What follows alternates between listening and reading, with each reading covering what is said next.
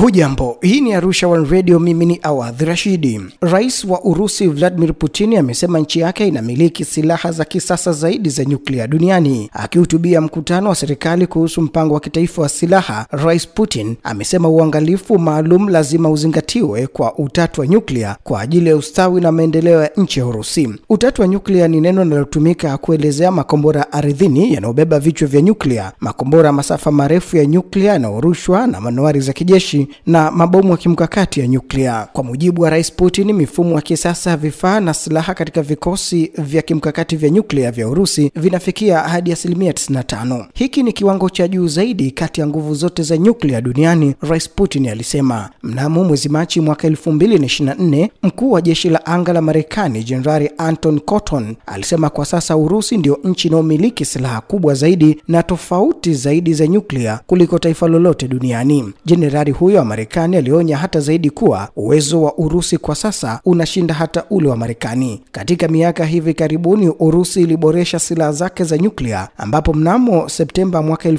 2023 ilizindua kombora lake la kuruka mabara la Sarmat. Moja ya silaha zake za nyuklia inaweza kusafiri umbali wa maili 11,000 sawa na kilomita 18,000 ikiwa na mzigo wa karibu tani 10. Kwa mujibu wa Rais Vladimir Putin, Urusi kwa sasa isitegemee tu silaha zake za nyuklia, bali iendelee kuunda silaha nyingine zaidi kulingana na uzoefu ilioupata kutokana na vita vya Ukraine. Katika vita vya sasa vya Ukraine, nchi zote mbili zimekuwa zikishindana kwa matumizi ya ndege zisizo na rubani, huku gazeti la The Times likiripoti mnamo mwezi Mei kuwa Urusi inaishinda Ukraine kwa kutumia drones za kisasa zaidi katika uwanja wa vita. Na wakati hayo akijiri, spika wa bunge la Urusi Duma Vyacheslav Volodin amesema Ujerumani inafufua tena maisha yake ya zamani ya unazi kwa kuipatia silaha Ukraine. Spika huyo ameonya hata zaidi kuwa msimamo wa Berlin unaweza kusababisha mzozo mpya wa silaha na Moscow katika miongo kadhaa baada ya kumalizika kwa vita vya pili vya dunia. Katika barua iliyotolewa kwa bunge la Urusi, Vyacheslav Volodin ameonyesha kukasirishwa na msaada wa kijeshi unaoendelea wa Ujerumani kwenda Ukraine. Upelekaji wa silaha za Berlin kwa utawala wa kinazi wa Ukraine kushambulia raia wetu ni sababu mojawapo ya mzozo kati ya nchi zetu, Vyacheslav alisema. Kwa mujibu wa spika huyo, mizinga ya Ujerumani ilionekana kwenye ardhi ya Urusi kwa mara ya kwanza tangu vita vya pili vya dunia, wakati wa uvamizi wa Ukraine hivi karibuni katika mkoa wa Urusi wa Kursk.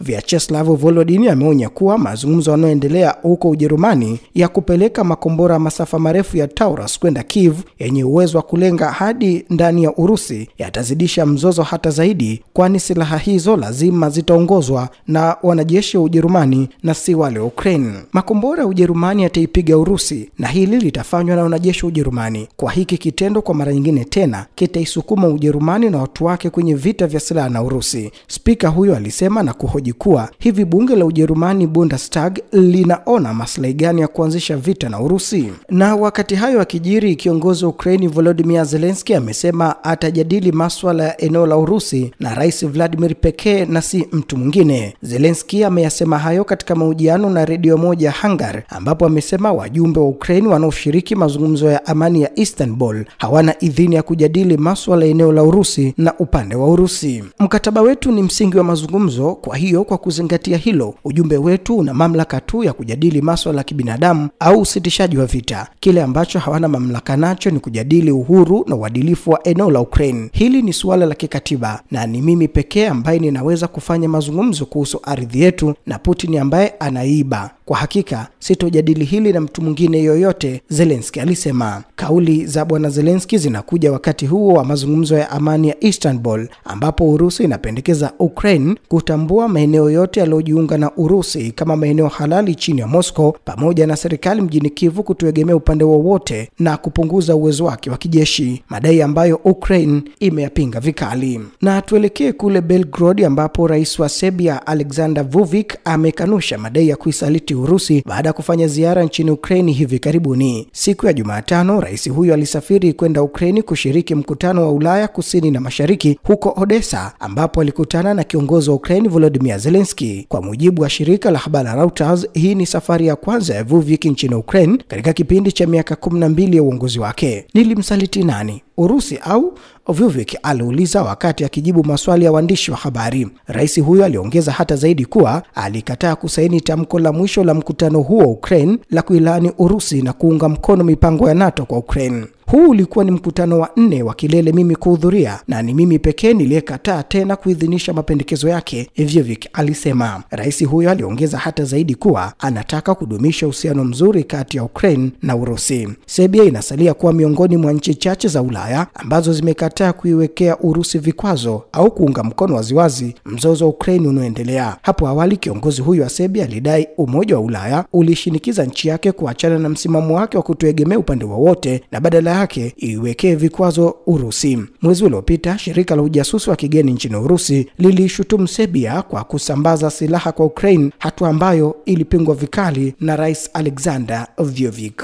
Na tuelekee Mashariki ya Kati ambapo Marekani inajiandaa kuwaondoa wafanyakazi wake na familia zao kutoka ubalozi wake nchini Iraq pamoja na wale walio katika kambi za kijeshi nchini Kuwait na Bahrain. Maafisa wanasema hatua hiyo ni kufuatia hatari za kiusalama zinazojitokeza katika kanda hiyo. Maafisa hawakusema ni nini hasa kilisababisha kuondolewa. Hata hivyo, siku ya Jumatano maafisa wa Marekani waliambiwa kuwa Israeli ilikuwa tayari kuanzisha operesheni nchini Iran, shirika la habari la Marekani CBS likiripoti likinukuu maafisa kadhaa wanaofahamu swala hilo. Maafisa hao walisema hii ni sehemu ya sababu ya Marekani kuwashauri baadhi ya Wamarekani kuondoka katika eneo hilo na kwamba Marekani ilitarajia Iran ingeweza kulipiza kisasi katika baadhi ya maeneo ya Marekani nchini Iraq. Mjumbe wa Marekani katika Mashariki ya Kati Steve Witkoff bado anapanga kukutana na maafisa wa Iran kwa awamu ya 6 mazungumzo siku ya Jumapili, maafisa hao waliambia shirika la habari la CBS. Afisa wa Wizara ya Mambo ya Kigeni ya Marekani alisema na nukuu, tunatathmini mara kwa mara usalama wa wafanyakazi katika balozi zetu zote. Kulingana na utafiti wetu wa hivi punde, tumeamua kupunguza uwepo wetu katika misheni yetu nchini Iraq. Kwa upande wake, Rais wa Marekani Donald Trump alizungumza kuhusu Iran, akiwaambia waandishi wa habari wa Marekani walishauriwa kuondoka katika eneo hilo kwa sababu inaweza kuwa mahali pa hatari na tutaona kitakachotokea. Trump pia alisisitiza kwamba Marekani haikutaka Iran kutengeneza silaha za nyuklia, hatutaruhusu hilo. Rais huyo ana matumaini ya kufikia makubaliano kuzuia Iran kutengeneza silaha za nyuklia. Awali, Rais wa Marekani Donald Trump alisema anapoteza imani kuhusu mazungumzo yanayoendelea kuhusu mpango wa nyuklia wa Iran na amekuwa akitishia kuishambulia Iran iwapo mazungumzo yatafeli, huku Iran yenyewe ikiapa kuzilenga kambi za kijeshi za Marekani zilizopo katika kanda ya Mashariki ya Kati iwapo itashambuliwa. Na wakati hayo yakijiri, vikosi vya usalama vya Israeli vinavyofanya kazi huko Gaza vimefanikiwa kupata miili ya mateka wawili wa Israel. Waziri Mkuu Benjamin Netanyahu amesema. Amemtaja mmoja wao kuwa ni Yair Yaya, baba wa watoto 3 mwenye umri wa miaka 59, ambaye aliuawa ndani ya nyumba yake huko Kibbutz Nor na wapiganaji wa Palestina wa Islamic Jihadi wakati wa shambulio lililoongozwa na Hamas kusini mwa Israel mnamo Oktoba 7 mwaka 2023. Wanawe wachanga Ori na Yagli na mwenzi wake Meir Tal walitekwa nyara wakiwa hai na kuachiliwa mnamo Novemba mwaka 2023 kama sehemu ya makubaliano ya kusitisha mapigano kati ya Israel na Hamas. Netanyahu alisema jina la mateka mwingine wa kiume bado halijatolewa, lakini familia yake ilikuwa imefahamishwa. Na afisa wa zamani wa shirika la ujasusi la Marekani CIA ambaye alifichua nyaraka za siri kuhusu mipango ya Israel kuishambulia Iran amehukumiwa kifungo cha miezi 37 jela. Mwezi Januari, Asif William Rahman mwenye umri wa miaka 34 alikiri kutekeleza makosa mawili ya kuhifadhi kimakusudi na kusambaza taarifa za ulinzi wa taifa chini ya sheria ya ujasusi. Mamlaka zinasema kwamba kwa kutumia kibali chake cha ngazi ya juu cha usalama,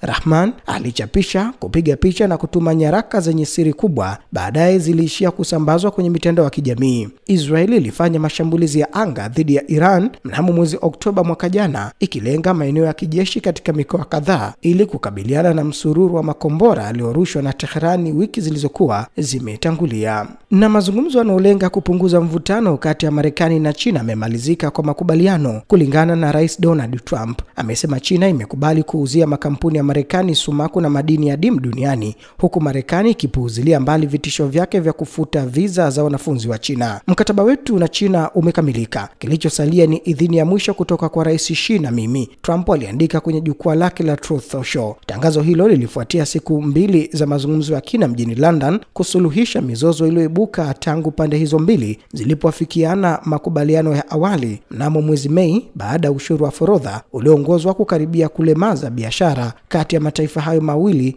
yenye uchumi mkubwa duniani. Mwisho wa rubaa za kimataifa kutoka Arusha One Radio. Jina langu ni Awadh Rashidi. Usisahau kusubscribe ili uwe wa kwanza kupata taarifa zetu pindi tunapoziweka hapa.